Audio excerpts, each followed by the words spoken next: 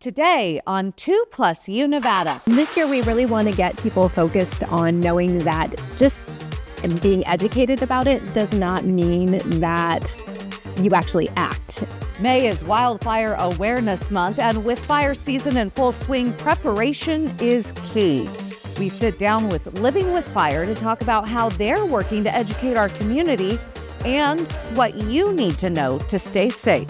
We're excited to bring together the best of what Kaiser Permanente offers, as well as Renown Health. Big news for your health coverage. The partnership between Hometown Health and Kaiser Permanente is huge news for our community. We sit down with a Kaiser representative to break down what it means for your plan, your doctors, and your care. Plus, I was very nervous. Knocking on that first door, I was scared. I was like shaking because it's like, what if they say no? But over time, you get rid of that fear. From a high school side hustle to a $500,000 business in just a few years, this Illinois teen is growing more than lawns. How one young entrepreneur is turning grass cutting into a serious operation. You're watching 2+U Nevada. It's home. Put everything back in your house the way you like it. With community and family. And this really is a family affair. It's local food. I got garlic in mine, capers. It's health and wellness. Plus, we don't have these, and we could be using them. With plenty of entertainment. 2+U Nevada, brought to you by 911 Restoration. Thank you for joining us for this edition of 2+U Nevada. I'm Sarah Johns, your host. We had a good thunderstorm last night, and I have to say, I loved every second of it. There's something about that sound, steady rain, distant thunder rolling through the sky, that just slows everything down in the best way. And then the smell afterward, that clean, fresh, almost electric scent that only rain can leave behind. It takes me back to one night when I was a young girl. I was afraid of the thunder and lightning. My mom let me sit on the couch with her, and we watched the lightning like it was a movie. We counted the seconds until the thunder. I was supposed to be in bed. Instead, she turned something that was scary into something special. Because I remember that night. We just sat there together, watching the lightning flash across the sky, listening to the thunder like it was the most normal, safe thing in the world. And I think about that now, how she took a fear and turned it into a core memory I still carry with me. To this day, I don't just tolerate thunderstorms, I look forward to them. It's a simple reminder that moms don't just comfort you in moments like that. Sometimes they quietly reshape how you see the world entirely. We have a fantastic show for you today. Don't go anywhere. Thank you for joining us today for 2+U Nevada.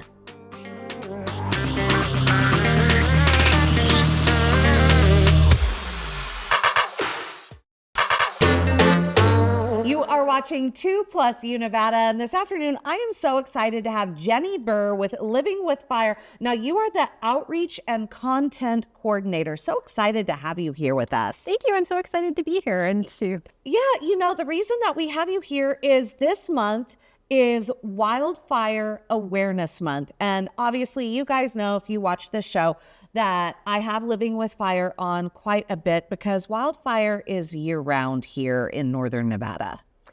Definitely. Some of our worst fires are in the fall, into even like December. And really, though we have times where there is more or less fire danger, it really is something we should be thinking about all the time. And with Nevada Wildfire Awareness Month, you're going to be doing a lot of outreach throughout the month to get the community invested in learning about being aware of wildfire. Yeah, and historically speaking, a lot of our partners, so fire agencies, land management agencies, will be talking about, how to prevent fire throughout the month. And this year, we really want to get people focused on knowing that just being educated about it does not mean that you actually act. And so we really want to get people acting so that they can really reduce their fire risk. So that's really what we're encouraging this year. And so we've had you on, or we've had Living with Fire on, talking about grants that get people active in their neighborhoods to clean out that defensible space. But there's also online resources that Living with Fire has for folks. And we'll delve deeper into this throughout the month. But just like 30,000 foot level, like really and truly, there's resources with Living with Fire. Yeah, there definitely are. So we have a defensible space guide that you alluded to. We also have a wildfire home retrofit guide. And so when we talk about that, that's really looking at what are your building materials in your house and can you change them to be less flammable? And in addition, you can think not just about creating defensible space, but also talking about how you are planting your plants, what plants you're choosing in your yards. And then there's sort of the whole sphere of like, how do you get ready? How do you get prepared? And so we're going to talk more about evacuation later this month. But beyond just evacuating, do you have a plan for your family? Do you have a plan for your animals? All sorts of things to really think about. And that's so important too when you talk about, do you have a plan for your family? Because my kids came home and some of their homework was create a family plan. And, you know, these really and truly are discussions. Stella's 6 and she's not afraid to talk about wildfire, you know, and that's probably because we have evacuated in the past and it's a core memory of theirs. We just kind of made it fun. Like we allowed them to jump on the hotel bed. So, you know, with stuff like that. But these are discussions that we have to have with our families and make it a non-scary, even though we as adults might be scared, a non-scary event for the family. Definitely, yeah. And really thinking about, you know, all scenarios. So maybe your kids are at school, maybe they're at home and you're not home, or maybe your spouse is home and you're not, or vice versa. You really want to make sure that, you know, if communications go down, people know what they need to do and how you're going to reconnect so that you can be safe and you're not potentially trying to go back to your house because you think somebody's there. Right. Absolutely. So you also brought a book with you and you said that this was a book club book that you guys are doing? Yeah. So it's one of the activities we're going to do this month for Nevada Wildfire Awareness is we're going to read this book, Fire Weather. And then on May 26th, we're going to do a virtual book club. And so you can come to our website and there will be the link to register for the book club. It's going to be just virtually over Zoom. And so just ahead of it, you go ahead and read the book and then we'll talk about it. So I'm just going to grab this book right off of the bench here, but Fire Weather, it's a true story from a hotter world. Who is this guy? John Valent. John Valent is a Pulitzer Prize winning journalist and author.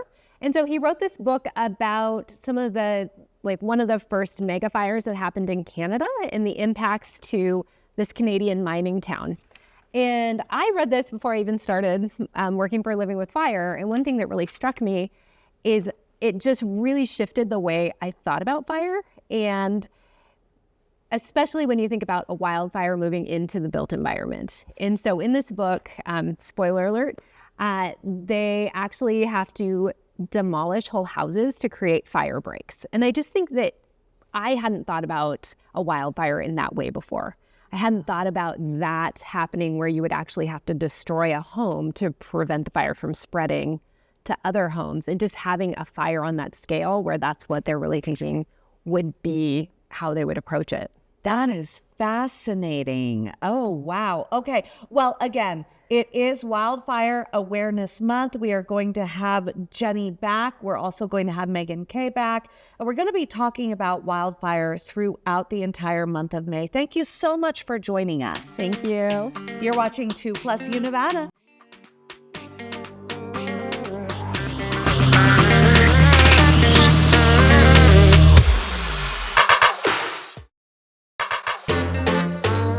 You are watching 2+ U Nevada, and I am very excited to have Bethany Sexton joining us this afternoon. Bethany, you are a part of the team of Kaiser Permanente. What is your title? Forgive me. I'm the health plan leader. The health plan lead, but you've been in this community for decades, working at Renown, working at Hometown Health. And so now you're with Kaiser, and this has drawn such interest in our community.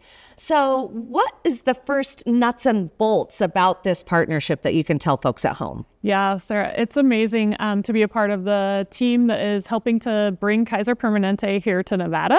Have been in market for quite a while, and we're excited to bring together the best of what Kaiser Permanente offers, as well as Renown Health.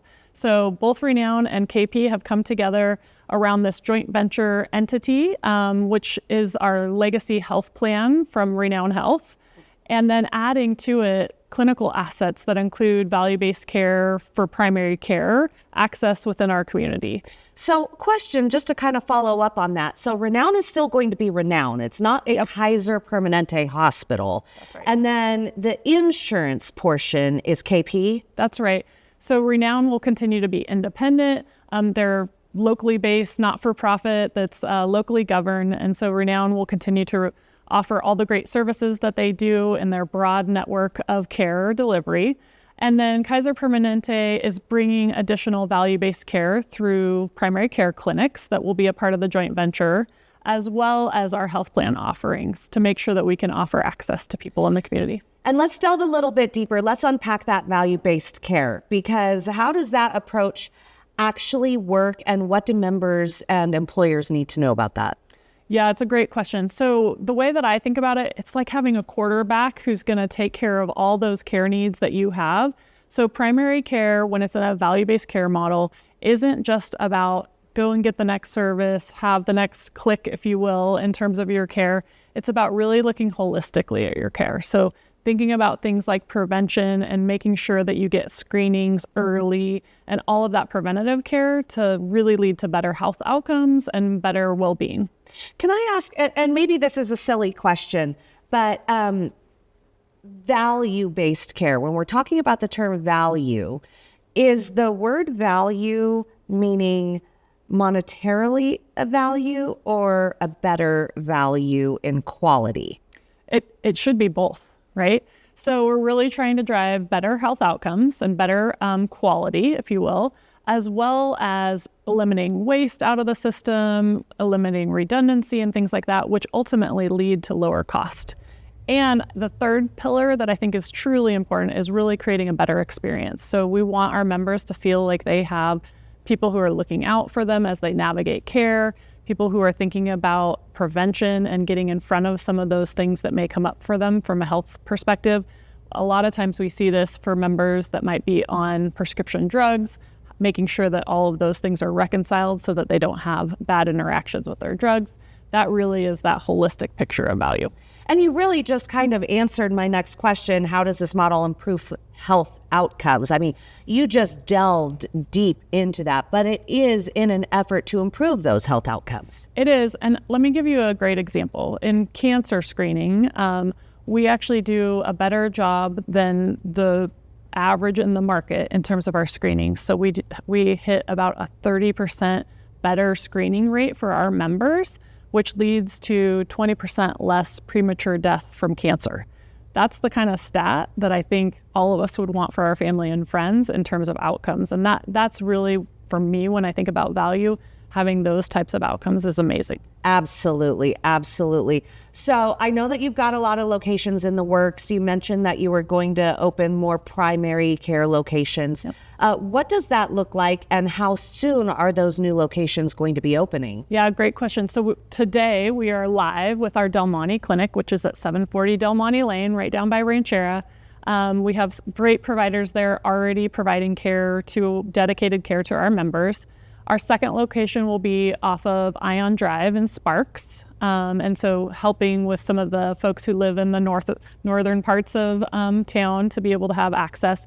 And then our third location ultimately will be in central Reno. And Ion Drive will be coming online this summer, early summer, and then later into the fall, first of the year, we'll have our central location live. And then for existing Hometown Health members, what do they have to do? Does it automatically transfer to Kaiser? And then are the numbers the same, the phone numbers? How can people get support? Yeah. So for existing Hometown Health members in 2026, nothing changes. It's the same ID card, same phone numbers that you call today. None of that will change. And then as we roll into 2027, you'll begin to see the Kaiser Permanente branded ID cards and other plan information. And all of our renewals as of 1/1/27, so as of January, will be on the Kaiser platform.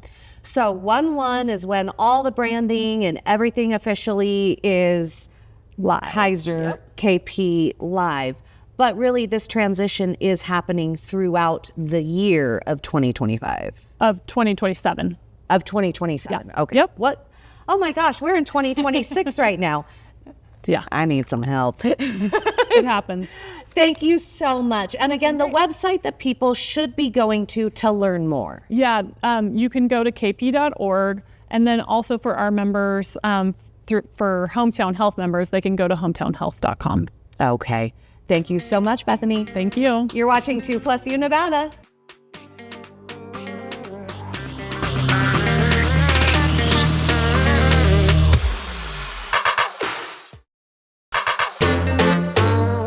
You are watching 2+U Nevada, and I am so excited to have Tony Fianacca, Chief Design Officer of Sparks Florist, joining us again this afternoon. Tony, thank you so much. I always love it when you come because it's so beautiful. Well, thank you for having me again. I really appreciate the opportunity to get to show you some of the beautiful things we're doing for Mother's Day and talk about one of our really special events we're going to hold on both the 9th and the 10th.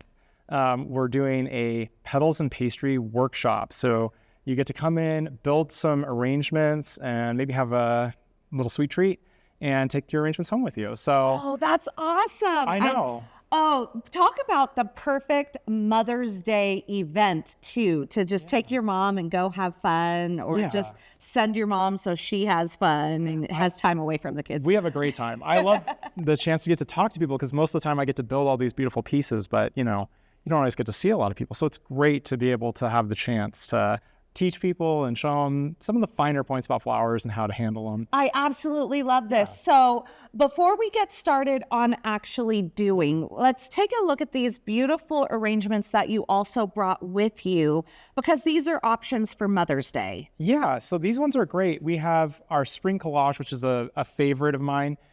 This one just features a whole variety of spring flowers and colors. We have beautiful orchid plants, which I know a lot of people will tell me that, orchid plants are really hard to care for, but the trick is actually not caring for them. You want to try to give them a really high humidity area and try to do very small amounts of water when you're actually watering them. That's This was a discussion before we even started the segment. This was a discussion, but where is the best place to put an orchid in a Nevada home? Yeah, I love putting it like in my bathroom is usually the best place because you can get, that nice steam coming off the shower or near a sink. Oftentimes will be the best place for a plant like this because they're in the family of air plants, meaning that they absorb most of their moisture through the air, through the humidity in the air. So if I have my watering day is Friday. Yeah. So Friday's my watering day. Is an orchid the type of plant that you want to water once a week, or do you want to skip a week? It depends on how much you're watering, but typically if you're watering small amounts, and what I mean by small amounts is maybe like a little less than a quarter of a cup, you could get away with doing it weekly. We also want to make sure the water drains completely off, because if those root systems get completely covered and essentially drowned in the water, they're not going to survive that. Mm-hmm. Whereas other tropical plants can handle, having more moisture around and having more water around. Orchid plants are really sensitive in that sense. So you want to do small amounts a little bit more frequently and high humidity.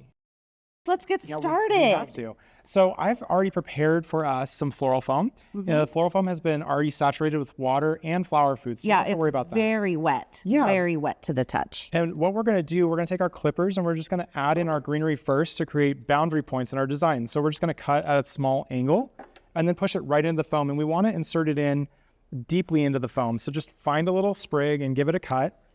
Does it matter how long? And you said cut at an angle? Oh, these cut nice. Yeah, and you can add it straight in, and you want to push it deep. And if you end up with a situation where you feel like maybe your stem is a little longer than you want it to be, just come back and give it a haircut. Is this too tall? Should I put it maybe in the center? Yeah, you can put that in the center. Okay. Oh. Yeah, see? And then You could even go like this and give it a cut and add it on the side. Oh, look at that. Okay. Yeah. So you want to repeat this process until you have the foam lightly camouflaged. So that way it's nice and hidden, but we can still see little gaps where we can see the foam. That's really the important part here. And you were telling me that the gaps around the cup are by design, so that way you could stick your finger in the cup to see how high the water level is. Yeah, we don't want to surround the entire container with foam. We just want to make it so the brick can't move inside the container.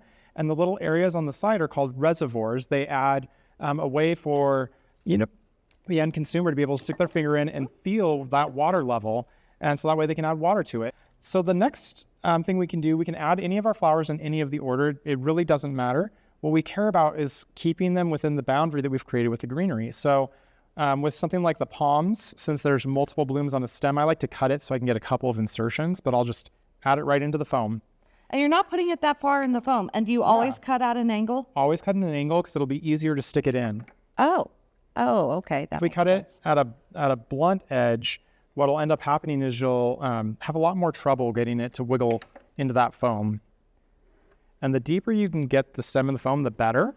That was my next question. Yeah. Okay, so you really do want to push it down. Yeah, because your flowers are going to drink more water if it's deeper in the foam. Understood. Oops, Yeah. but I just broke one. Oh, that's okay. Just give it a new fresh cut, and then we'll add it right back in. Is it okay if they're one at a time on these? Oh, absolutely. Okay, so what's next? Let's do our roses. Now, these roses are a beautiful variety called Country Blue. They're one of my favorites, and they have this really cool kind of furl to them. I love that. So let's just make sure that when we cut it, we take off any of the foliage that might go into the foam, and we'll stick it right in like this. Okay. And do we want these to be taller because they're going to kind of be the focal point? Yeah, that's a great idea.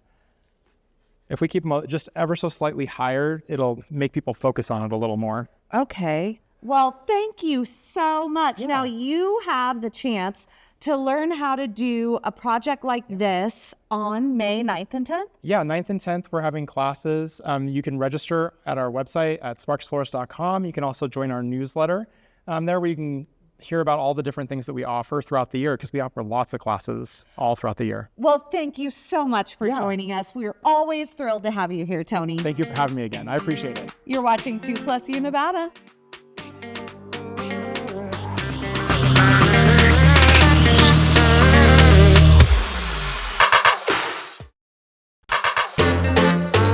You are watching 2+ U Nevada. I am so excited to have Christopher Delzato here, the SAC. Basically, he's the guy in charge of the FBI for the state of Nevada. And you just started this role in September, 6 months in. Thank you so much for joining us this afternoon. My pleasure. Thank you for having me. So explain to everybody at home, and this is huge, everyone, for us to be sitting down with the SAC. Explain to us, Chris, what you were just telling me about the Las Vegas office is the parent office, but then there are other offices that report to you as well. Sure. So the FBI has 56 field offices here in the United States. FBI Las Vegas oversees the entire state of Nevada. We have 3 smaller satellite offices under FBI Las Vegas that report into that field office. Those satellite offices reside in Reno, Elko, and South Lake Tahoe. And the South Lake Tahoe office is also pretty cool because it's a combination of not only being under Nevada, but then there's some agents in that office who report to Sacramento, and you kind of share responsibilities. Correct. We just split the resourcing between our field office and the Sacramento field office. So how many people are you in charge of? Roughly, if you count TFOs, it's somewhere in the neighborhood of 500 employees. And for folks at home, what's a TFO? Task force officer is not employed by the FBI. It's employed by another parent agency, like Reno PD, for example, that lends that employee or that officer to the FBI to essentially work collaboratively. They have all the access to resources that an FBI agent does, but they, again, are employed by the parent agency. Okay, and just having worked at the Washoe County Sheriff's Office, I know that there's the ICAC, the Internet Crimes Against Children, and that's at the Washoe County, but some of those deputies or detectives are also a part of this task force, right? Correct. It's a perfect example of a task force. Okay, wonderful. So let's talk about some of the key crimes, key issues that folks at home need to be aware of that you really are in charge of investigating. Sure. So FBI Las Vegas, I'll talk kind of org chart first, if you will, because it's really organized around the threats that we see every day. So you think of in the criminal space, healthcare fraud, violent crime, gangs, transnational organized crime like cartels, fraud, public corruption. So those are just some of the threats under the criminal umbrella, if you will. Under the cyber umbrella, our real focus right now is ransomware. And then counterterrorism, obviously all the groups you're aware of, yes, ISIS, Al-Qaeda. Now we have the matter that's unfolded in Iran, and then our counterintelligence mission. So these are folks essentially working for state-run entities, state-run governments that are here to exploit things like intellectual property rights and things of that nature. You know, I do want to deviate just a little bit and discuss the fact that I participated in the FBI Citizens Academy a few years ago. It was absolutely amazing. Great. One thing that I learned from that Citizens Academy, though, that I took away and immediately started talking to parents about after learning what you guys shared with us, was that sextortion really is happening in our community, in our state. And those are crimes that you are investigating, even here in Northern Nevada. Absolutely. First off, when it comes to the community outreach and the Citizens Academy, I'm glad you took that away, right? One of the main goals there is to give perspective and awareness to the community and its members, right? So you mentioned sextortion. For those of you who are not aware of what sextortion is basically a financially motivated crime. So it really initiates on social media, like a lot of our crimes do nowadays, where I'll say there's targets of opportunity, some of our younger folks, where relationships are built by criminal actors, where they lead up to the point where they're asking for images and things of that nature, sensitive images, and then they extort them over that, right? If you don't pay me X amount of money by this time, we're gonna put that out on the internet. And the embarrassment leads to that payment. And unfortunately, what we see in sextortion, which is really, especially over the last 2 to 3 years, really has grown exponentially, is there's a lot of suicide, unfortunately, that is a result of that scheme. Because as parents, we tell our kids, don't ever take these photos, don't do it, don't.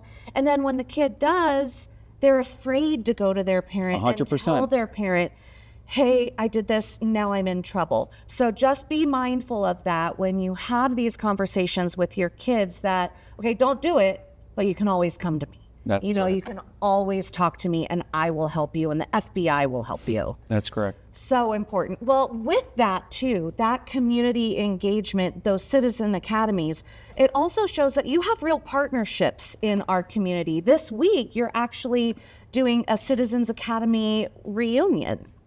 Yeah, so tonight we're actually addressing Reno specifically and our Citizens Academy here to give them an update on kind of a year in review. What FBI Las Vegas and its partners accomplished in the year. So we'll go through, vignettes and case stories of successful outcomes, statistics, threats we see on the horizon. We're looking forward to it. And I just want to throw it out there because the vetting process is legit for this FBI Citizens Academy. As I am a past person who went through that, could someone reach out to me and then I propose them to the FBI? How can somebody at home, if they're like, oh, I really want to do that, how do we get them involved? Can they reach out to me? They absolutely can. I think alumni is probably the best way, a referral where it is a very competitive process. We have a lot of applicants, so the referrals, the graduates who've appreciated the program like yourself. I think they're in the best position to advertise it and bring forward those referrals that we want in the community. Well, Chris, I can't thank you enough for sitting down with us this afternoon, for what you do to keep our community and our state and our nation safe. Thank you. And I look forward to having you again. You're welcome. Thank you. You're watching 2+ Nevada.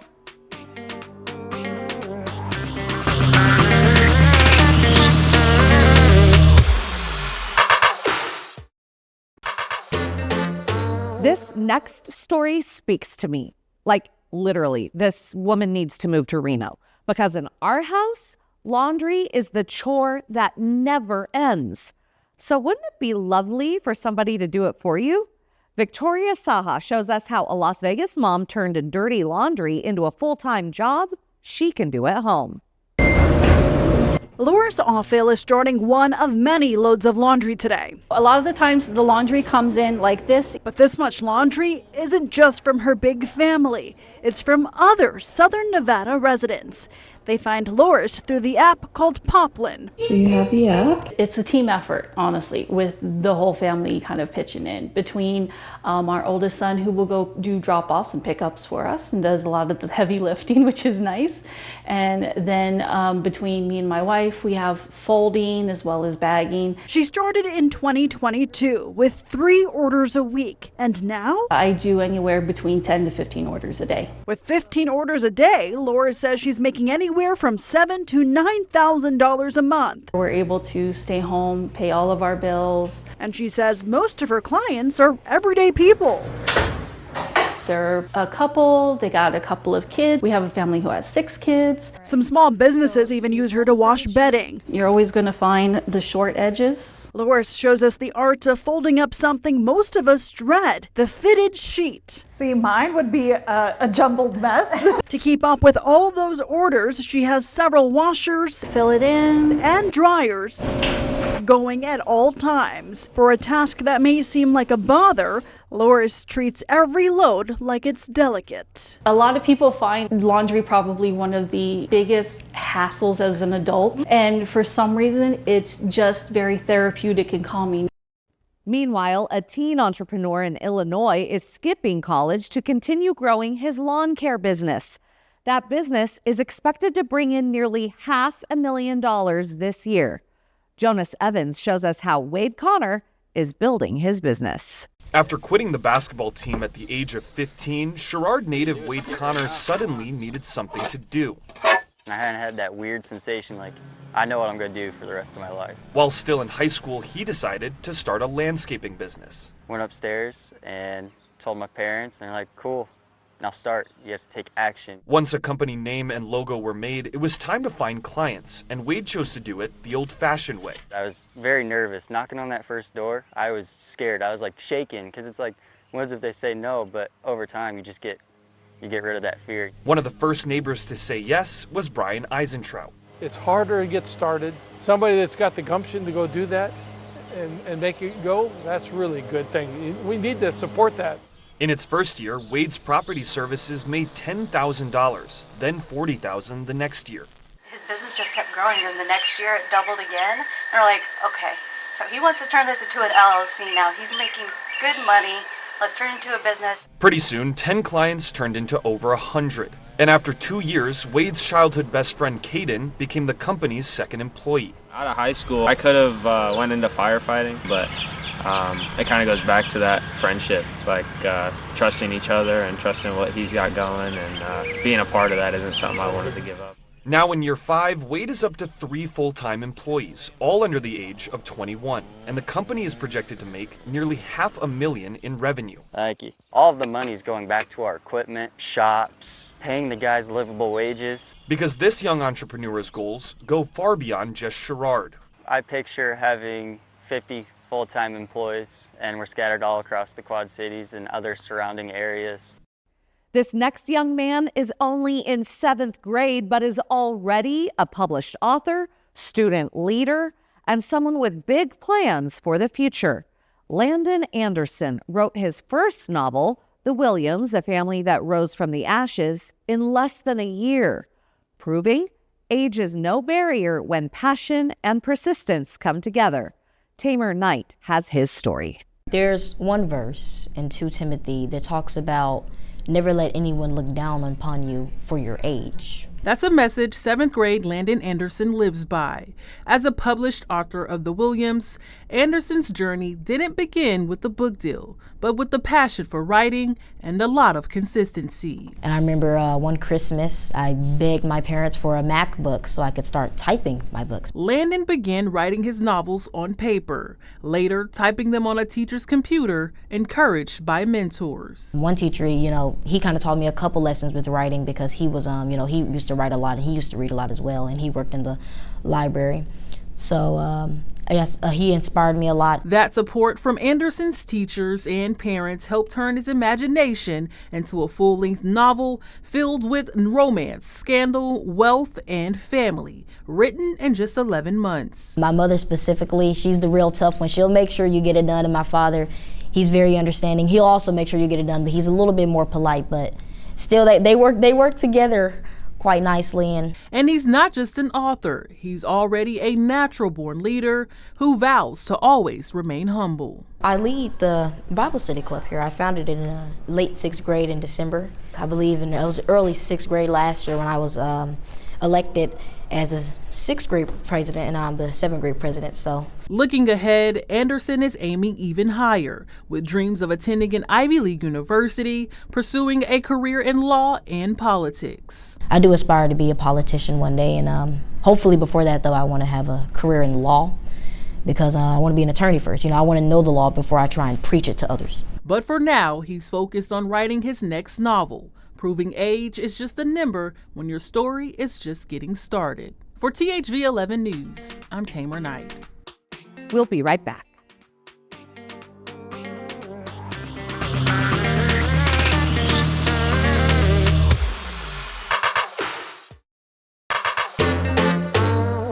From jaw-dropping looks to headline-making moments, the Met Gala 2026 did not disappoint. With a theme celebrating fashion as art, the biggest names from Beyonce to Rihanna turned the steps into a runway of living masterpieces. Ali Ballman has a look at the night's most unforgettable moments. And with that performance, the 2026 Met Gala was off to the races. Everybody is beautiful and everybody has their own expression. It's fun. The dress code, fashion is art, celebrating the convergence of style and art history. I wanted to make sure that my accessory was my arm and my tattoo. I come from the NBA and I understand how great it is to be an athlete, but fashion is the cool kids. The co-chairs, Anna Wintour, Nicole Kidman, Venus Williams, and Beyonce, who returned to the Met steps for the first time in a decade, shining like the queen bee she is. Sequins and shimmer lit up so many looks. We kind of wanted to do like a ghost of the body. I think when you think of fashion as art and the art of the body, I love how garments drape on a body. Madonna had a moment with 7 ladies in waiting. The designs truly works of art, living paintings, origami. Bad Bunny as his aged self, and Heidi Klum as a sculpture. It took 700 hours to make this thing. I think it was made in India, and it's art itself. Small sculptures, this is 3D printing, embroidery, all of it. My personal favorite look of the night, Eileen Gu. I'm thinking about art in motion, I'm thinking about surrealism, I'm thinking about sports and fashion and femininity and whimsy. The night was not without drama. Police say a man tried and failed to storm the steps and was taken into custody. Otherwise, the evening went off without a hitch, even up to the final arrival. As always, Rihanna. And this year's gala was the most expensive yet at $100,000 a seat. They're hoping to beat last year's record of $31 million raised for the Costume Institute. From the Met Steps on the Upper East Side, Ali Bauman, CBS News, New York. Now coming just as Blake Lively made headlines with her appearance at the Met Gala 2026, a surprise settlement was announced in one of Hollywood's biggest scandals. Lively and Justin Baldoni were set to go to court in just 2 weeks, but reached a deal after a judge dismissed some of what Lively claimed while the two actors made it ends with us. Jerika Duncan has the details. Actor Blake Lively graced the steps of the Met Gala Monday night the same day she settled her high-profile legal battle with her It Ends With Us co-star and director Justin Baldoni. Hi. Hi. Lily. The terms of the settlement were not disclosed. In December of 2024, shortly after the release of the film, Lively filed a complaint accusing Baldoni and the production company of sexual harassment and retaliation. In it, she alleged Baldoni launched a smear campaign against her and conspired with publicists to destroy her reputation after she privately accused him of sexually harassing her on the movie set. I want a divorce. Baldoni denied the claims against him and his production company, clapping back with a defamation lawsuit against Lively and her husband, actor Ryan Reynolds, which was dismissed last June. In April, a federal judge tossed out Lively's sexual harassment claims against Baldoni, but left intact 2 retaliation claims, which would have let a jury hear her other allegations. CBS News legal contributor Caroline Polisi. That's probably one of the biggest driving factors of the decision for a settlement in this case, I would think, on Lively's side. Remember, this case is no longer about alleged sexual harassment. Attorneys on both sides released a joint statement Monday, saying in part, "We recognize concerns raised by Ms. Lively deserve to be heard. We remain firmly committed to workplaces free of improprieties." By all accounts, this is a huge win for Justin Baldoni. Blake Lively, I personally don't feel would have settled this case had she believed that she was going to have, a good chance of prevailing in court. We'll be right back.